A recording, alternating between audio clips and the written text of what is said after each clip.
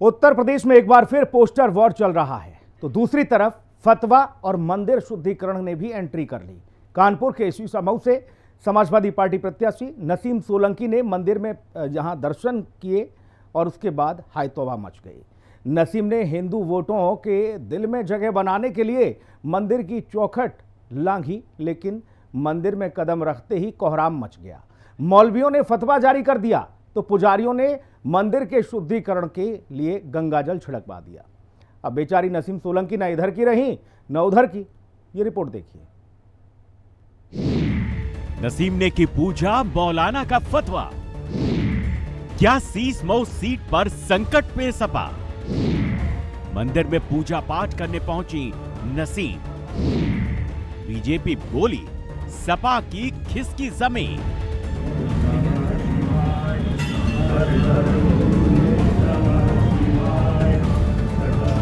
तस्वीरें शिव मंदिर में पूजा करने की है। पूजा कर रही हैं शीश मऊ सीट से समाजवादी पार्टी की उम्मीदवार नसीम सोलंकी। नसीम सोलंकी मुस्लिम महिला है। उनका धर्म उनको बुत परस्ती की इजाजत नहीं देता, इसलिए उनके खिलाफ फतवा जारी कर दिया गया। जिस महिला ने भी अगर अनजाने में किया है तो वो शरीयत की नजर में वो मुजरिम है और वो शरीयत की गिरफ्त में है। उसको तौबा करना चाहिए और अपने अमल से आइंदा भविष्य में मुस्तकबिल में कोई भी ऐसा अमल न करे जिससे उसका ईमान, उसका इस्लाम खतरे में पहुंचे।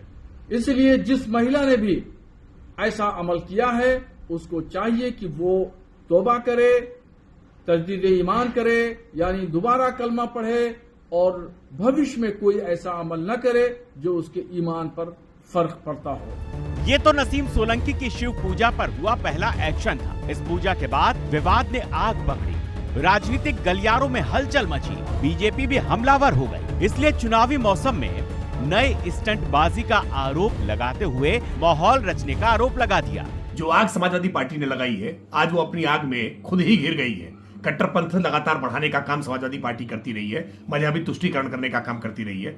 अब इरफान सोलंकी की पत्नी नसीम सोलंकी वो भगवान शिव की पूजा अर्चना करने के लिए चुनाव के वक्त पे चली गई, तो ये बात कट्टरपंथियों को अब नागवार गुजर गई है और इसलिए कट्टरपंथी अब फतवा जारी कर रहे हैं। इसलिए जब दूसरों के घर में आग लगाते हैं ना, तो अपने घर में भी आग कभी न कभी पहुंची जाती है।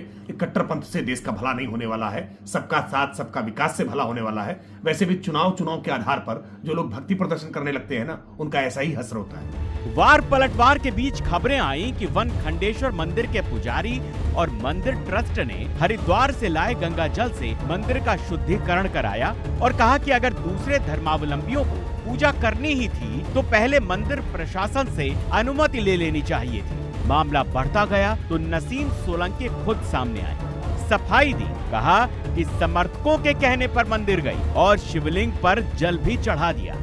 हमने वहाँ पूजा अर्चना नहीं करी थी, हम वहाँ से गुजर रहे थे तो हमारे कार्यकर्ता जो साथ में थे उन्होंने बोला आप यहाँ दीप जला के और आप दीपावली की शुभकामनाएं सबको दे दीजिए। तो बस यही वजह थी हमारे वहाँ जाने की। हमने वहाँ पूजा अर्चना नहीं करी थी, हम वहाँ से गुजर रहे थे तो हमारे कार्यकर्ता जो साथ में थे उन्होंने बोला आप यहाँ दीप जला के और आप दीपावली की शुभकामनाएं सबको दे दीजिए। तो बस यही वजह थी हमारे वहाँ जाने की। अब नसीम सोलंकी शिव भक्त नहीं है, वो उन्होंने खुद कबूला है। फिर नसीम सोलंकी ने ऐसा क्यों किया? उनका ये कृत्य कई सवाल खड़े करता है। इस्लाम में बुत परस्ती बैन है तो नसीम सोलंकी मंदिर क्यों गई?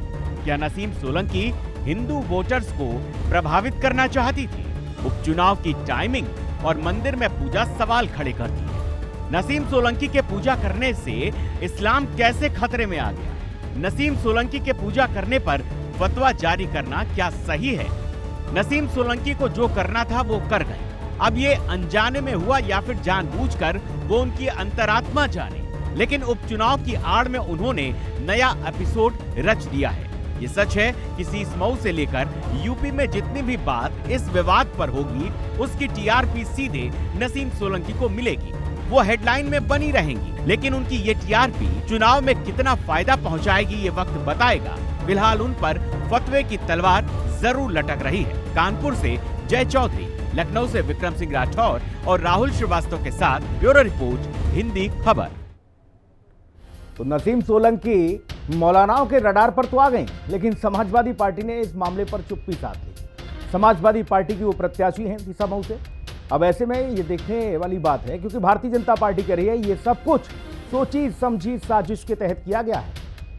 ये चाहते हैं कि यहां जो लोग नसीम सोलंकी को वोट नहीं करेंगे, जो भारतीय जनता पार्टी के वोटर हैं, उनको साधने के लिए, उनके दिल में जगह बनाने के लिए ये सब कुछ समाजवादी पार्टी का तैयार किया हुआ प्लान है। लेकिन देखना ये होगा कि जब वोटिंग होगी इस सीट पर, तो क्या वाकई में इस वाले कदम से, जो मंदिर में जाकर पूजा पाठ करना, गंगाजल चढ़ाना, इससे कुछ समाजवादी पार्टी को लाभ होगा इस सीट पर? क्या एक बार फिर से समाजवादी पार्टी परचम लहरा पाएगी, या फिर भारतीय जनता पार्टी जो कह रही है उसमें कुछ दम दिखेगा?